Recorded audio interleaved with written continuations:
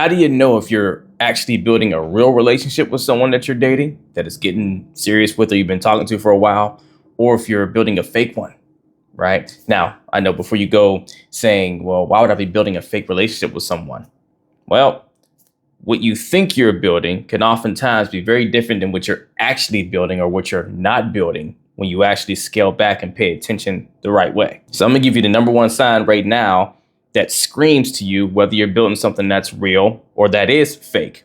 Now, make sure we're on the same page. Of course, you wouldn't be intentionally trying to build something fake here, right? But the idea is you believe it's real and you think on their end, the person you're dating, they believe it's real too, right? You think that, but in reality for them, it's nowhere near as real as it is for you. Now, we can draw out a number of things and reasons and red flags you can look out for that will say to you, oh, this is definitely not real. This is, fictitious, or, this other person isn't serious about you, right? But the biggest glaring flag that says to you, you're building something fake is whenever you are a hidden secret in your partner's life that you're dating or that you're talking seriously with, or maybe you've even made it to a committed relationship with them, but yet you feel like you just don't exist in their world outside of the interactions you have with them together. If you are experiencing feeling like you are a hidden or best kept secret, right? This is one of the biggest signs and signals to you that you're getting what we call is pocketed, where the person you're dating or you've made it to a relationship with is pocketing you. And what does pocketing someone mean? It means pretty much you're keeping that person in the tuck. So the person you're dating or you're talking to is keeping you in the tuck, keeping you in their back pocket, to where, yeah, they will pour into you and love you to pieces and tell you all the amazing things and have spent all the time with you and all the stuff that feels great, like they really care and are really invested, but they never actually introduce you to the people that matters in their lives the most, right? And within reason here, right? We're not saying you guys been dating for a month and you're like, well, why haven't I met all of your, closest friends and family members?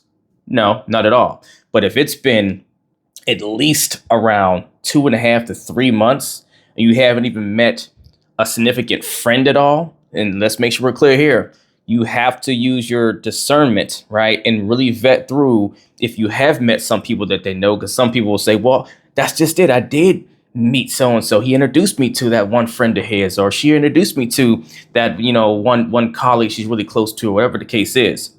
You have to make sure you're getting more of an accurate read on just how close the people that this person's introducing you to actually is, right?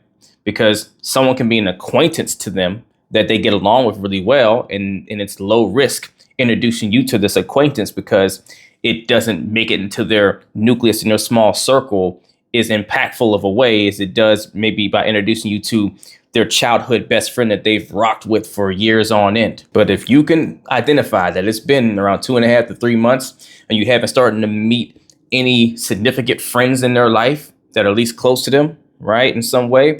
And here's the other piece, to where it's a high regard for them to introduce you to this person. Like, it matters. It's like it doesn't have to be a big deal, but it's significant. And you can tell by the things they say, how they speak about this friend, what this friend means to them in their lives and all that stuff, right? If there's a stage set in a sense to where it's like, this is a thing, this is not just lighthearted here, I don't take this lightly, then if you have not met someone like that, it's a flag, right?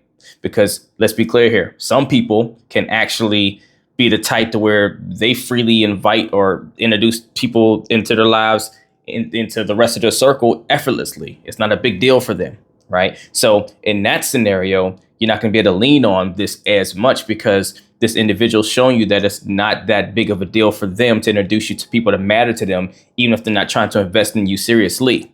But majority of the times, more often than not, most people are not introducing you to the people that matter most in their lives unless you matter that much to them, to where it's important for you to meet these people because you're going to be around and they want them to get to know you, and vice versa. So if at around that 3-month mark, you've met no one that is of significance, or at least it's not even been a conversation about them wanting you to meet this said person and them making steps and actions and taking actions towards it actually happening, right? Not just saying, oh, I can't wait to meet so-and-so, and it sounds all great, but they never do anything to try to bring it to fruition, right? If they actually are not making any steps, just like, okay, here's how we can make it happen. Or here's this event, or we're going to fly out there, go back to my hometown so you can meet some of the people that matter most to me, right? Big flag. And if you start going past that 3-month mark and you're getting to like 5 and 6 months, right? And to where at this point, you're probably becoming even more serious and more committed, if not already in a full on relationship with this person. Or even if you haven't put the label on it, you're operating in a way that screams, yeah, it's pretty much a relationship without the title, to where you're spending a lot of time at each other's places, right?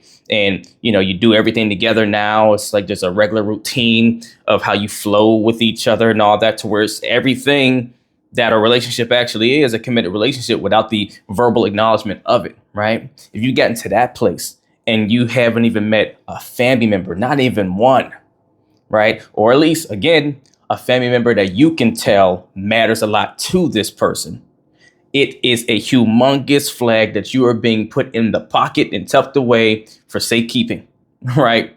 Safekeeping, because it's not safe in their mind to have you publicly acknowledged by the people in their lives. Now, this should go without saying. I feel like I shouldn't need to even mention this, but beyond just the friends and the family, right? Because that's what the definition of pocketing actually is, when someone's really keeping you hidden from people that matter to them, family or friends wise, right? And nothing else outside of that, really. But if you notice that this person doesn't even want to let you guys be seen in public, where, yeah, they'll come hang out with you, they'll even go on little getaway vacations, things that are private or somewhere off the grid or in the shadows somewhere. But when it comes down to just being seen out in the public eye, maybe in their regular environment, maybe around where they live or where they typically spend their time, to be seen in these public areas with you is a no-go for them. This is an issue. If you recognize we always stay in, we don't go out ever.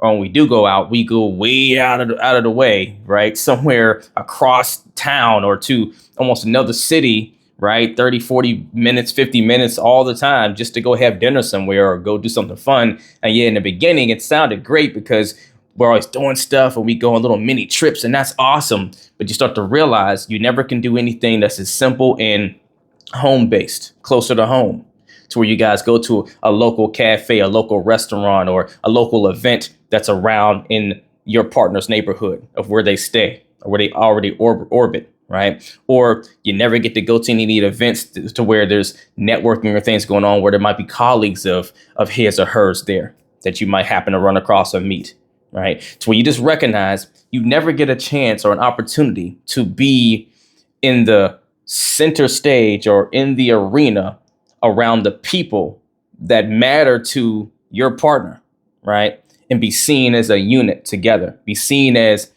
you are with him or with her, right? To where you are not claimed in the public eye in environments that matters to them. So if you're noticing that, to where beyond just not meeting any of their friends or family, you can be seen in public in certain regards with them, this is a humongous red flag to you that you're building something fake. It's not transparent. It's not authentic.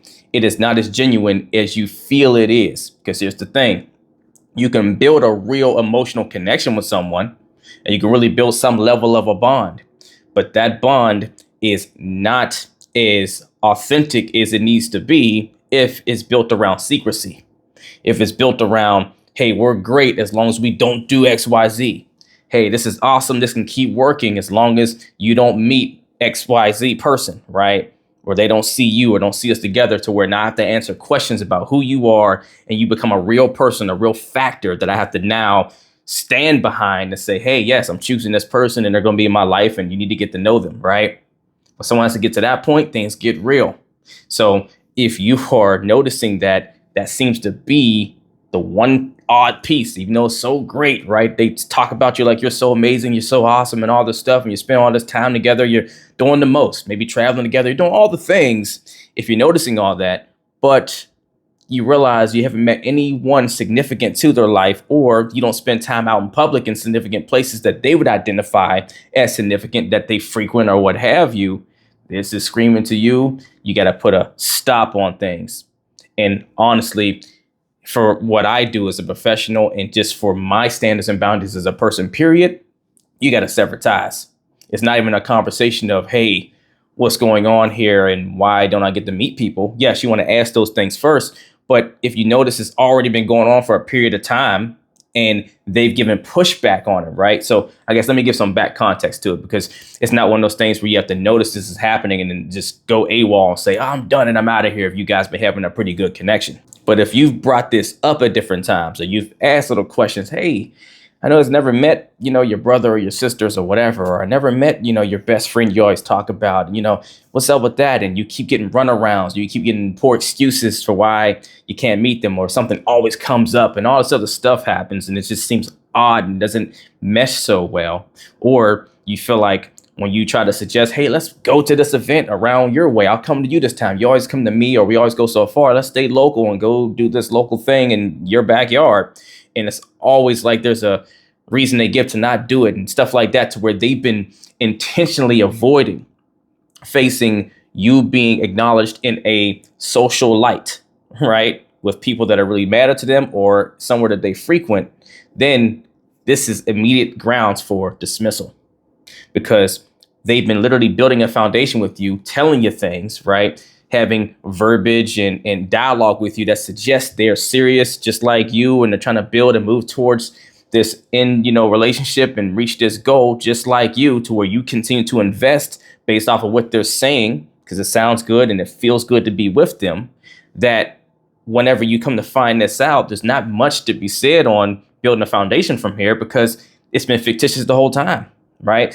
And furthermore, they more likely don't want to build it with you anyways. So it's not even really worth going through this deep dive once you come to learn the truth, or you're seeing the dots in the T's are not being crossed and things aren't lining up. You can't connect the dots, because ultimately the only reason why someone usually pockets someone else is if they can't truly see the future with you. Right? For whatever reason, sometimes people have cultural dynamics that get into play, and even though they like you a lot, they worry about how you'll be received by their family, maybe. Right? That's a thing. Or just if they're not sure, even though they enjoy you a lot, they haven't come to a peace inside of themselves that they feel you represent them best. I don't know, that you'll be a great fit in addition to their life for the long haul. Maybe they never saw that in you in the beginning, right? Because on that last example, they could have thought maybe there's a potential here, but they're not seeing it yet, even though they're enjoying you. So they're like, I don't know if this is the person I want to introduce to my family and so forth, because I'm not necessarily seeing that they could be that person for me. Or maybe it's the third, to where they never saw it at all, and they got into this in the beginning for maybe a good time and to have some substance, because people get lonely, even those that aren't ready for commitment, right? So they could have very easily been coming to this engagement with you, and in the beginning just wanted to be fun and have someone so they don't have to be by themselves, and maybe a companion or someone they can sleep with and all sorts of things. But maybe you were really good to them. Maybe you were, valuable in some regard, to where they enjoyed you enough to want to continue this interaction and build with you, kind of, right, along the journey, but never wanted it to get to a point to where they would be committed to you, because maybe they have a particular vision on who the perfect or the right person for them is, or how that's supposed to look when they get to that stage. Maybe that's the case. And you just don't fit that for them. Or maybe it's just the last one, right? The fourth option you can go with, that they have commitment issues. They have commitment obstacles with that forever piece. So it's easier for them to go and get their needs met as a human being and spend time with you, build with you, right? Have this whole thing going with you, live the fantasy.